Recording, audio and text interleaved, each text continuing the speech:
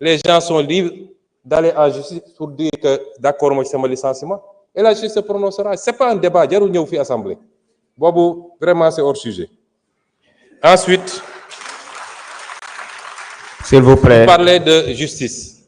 Vous savez wax naa léegi je ne sais pas dans ce que j'ai défini nga xam ne lépp ci constitution laa ko jëlee lan mooy le changer régime bi est-ce que yow xam nga régime Sénégal kon est-ce que vous pouvez me dire la constitution dit que c'est ça, je rappelle que c'est ça, vous dites qu'on change le régime kon la constitution existante change de régime, c'est-à-dire il faut arrêter d'être aérien.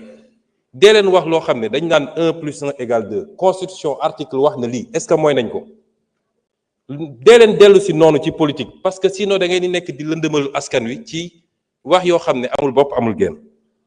La justice elle doit être rendue. La justice a été discréditée depuis plusieurs années loolu du lu ñuy nëbb lu Sénégal yëpp d'accord la majorité des acteurs de la justice d'accord nañ ci. Magistrats, avocats, greffiers ñëpp d'accord nañu y a un problème kon loolu lu ñuy waxati te ñi yàq justice nitu justice loxoom mi ngi ci lenn ci nitu justice yi du ñëpp parce que gis nañ li fi xew ak comment on a instrumentalisé des magistrats ba ñëpp ñaawlu ko loolu am na fi et cette justice là il faut l'aider à se redresser parce que erreur bi sénégalais yi warul def mooy jàpp ni dès lors qu'on a élu le président Bassirou Diomaye Faye le 24 mars mbir mi changé na déedéet y a la volonté de changer, la conduite du changement et les résultats yi ñu war a am. L'État c'est le même État qui est là, les mêmes agents, hauts fonctionnaires, magistrats, etc. loolu c'est pas parce que changé nga président rek que loolu changé na de liggéey la boo xam ne au jour le jour lañ koy def. Ce qu'on appelle l'état profond, il est encore là, avec ses habitudes. te liggéey la boo xam ne du liggéey bu yomb mais la justice am na erreur bi nit ñi di def le peuple a le droit de dire que j'attends, c'est le service public de la justice. Pourquoi on peut mettre la pression sur le président, sur le premier ministre, sur l'Assemblée, et le peuple au nom duquel la justice est rendue n'a pas le droit de dire mais j'ai un problème ci sama justice nu muy doxee. Au nom de quoi? On dit le temps de la justice n'est pas le temps des hommes. Le temps de la justice est le temps des hommes. Parce que la justice est rendue au nom des hommes. Et en matière de justice, il y a un principe qui est important. La célérité. La justice doit être rendue avec célérité. Ça, c'est un principe fondamental du droit. Mën nañ ci poursuivre sax des magistrats. Lorsque, par leur négligence, dossiers yi dafa nekk ba peut-être sax génn ci dugg ci délai de prescription yi. On peut poursuivre disciplinairement des magistrats. Tey bi ñu jóg ñëwee gars yi def inventaire laaj leen dans les cabinets d'instruction ñaata dossiers lañ fa fekk des milliers de dossiers qui dorment là-bas depuis longtemps. On peut trouver des justifications, peut-être amuñu suffisamment d'effectifs, peut-être les conditions de travail, mais en tout cas de cause, la justice doit être rendue avec célérité parce que le citoyen doit pouvoir connaître son sort rapidement et la société doit pouvoir être édifiée sur le sort du citoyen. Est-ce que yoon la ñu ne nit jàpp nañ ko pour une banalité mu def 10 ans ñu ne mi ngi instruction? Est-ce que vous voudriez être dans cette situation vous?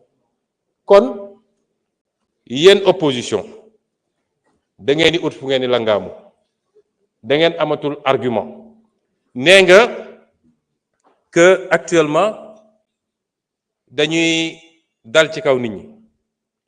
Gis nga la liberté d'expression. Constitution moo consacré la liberté d'expression. Est-ce que xam nga ban article moo ko wax ci constitution bi ak lan la wax? Je suis sûr que xamoo ko liroo ko. L'article 10 de la constitution dafa ne chacun a le droit d'exprimer et de diffuser librement ses opinions par la parole, la plume, l'image, la marche pacifique, pourvu que l'exercice de ces droits ne porte atteinte ni à l'honneur, ni à la considération d'autrui, ni à l'ordre public. Ni à l'honneur.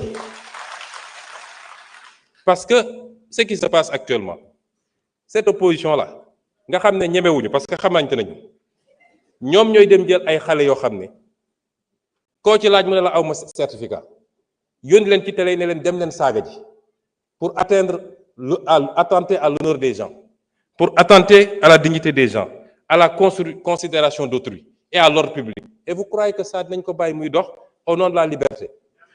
Moi, je vais vous dire une chose. Ba fi mu toll nii, je ne me suis jamais intéressé à ces questions. Lu xew ci réew mi ñu ne Sonko la. Je n'ai jamais fait arrêter quelqu'un. Le ministre de la Justice est là. Je n'ai jamais dégg naa même ñi ñu jàpp ci affaire dossier xaalis ak nangam ñu ne Sonko la. C'est pas moi. Damay xëy di gisandoo ci presse bi ñëpp ni jàpp nañ diw. Mais sur ces questions-là, je vous dis qu'à partir d'aujourd'hui, j'assume. Parce que man, lu ma dugg rek ngeen xam ne dugg naa. À partir d'aujourd'hui, s'il vous plaît. Parce que ce pays duñ ko seetaan. Te gis nga ñi ngeen di sacrifier wujaaw yi ngeen di yónni ñuy dem di saaga. Ñoom seen cas nañ ko régler rapidement. Mu des nag xanaa yéen opposants yi. Ponkal opposants yi nekk seen kër yor seeni milliards di joxe di fay ay loyer pour nit ñi saagal leen xanaa dañu génn ñeme léegi bis bu ñu effacer ñoo ñëpp ils prendront leur courage pour sortir et on les attend parce que nag yéen a ngi ñuy woo ci terrain bu ñu xam ñun terrain bu ñu mën ñoo leen ciy xaar. Ensuite, vous citez le cas d'un journaliste, des journalistes qui reprennent soi-disant des articles. Est-ce que vous savez ce que la loi a dit? Vous êtes journaliste. Le responsable principal, c'est le rédacteur en chef ou le directeur de publication? C'est lui le premier responsable.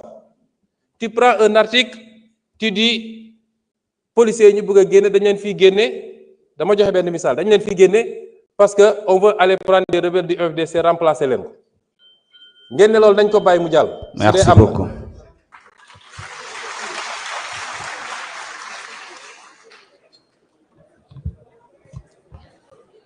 Honorable Ousmane Diop, vous avez la parole.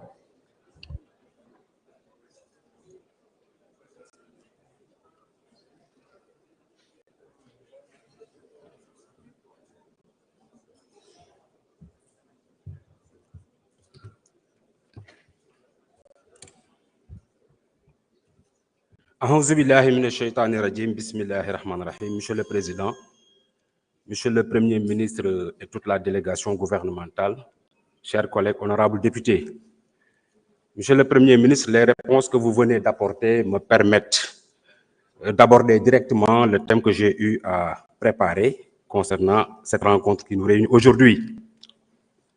Le citoyen sénégalais. Le citoyen sénégalais réclame le plein respect des libertés publiques. Et cette exigence démocratique ne doit en effet souffrir d'aucune entrave dans le respect des lois et règlements.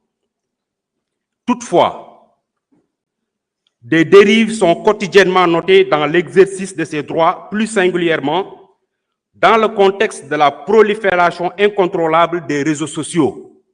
Monsieur le Premier ministre, est-ce que nous avons tout en garantissant l'exercice de ces libertés publiques?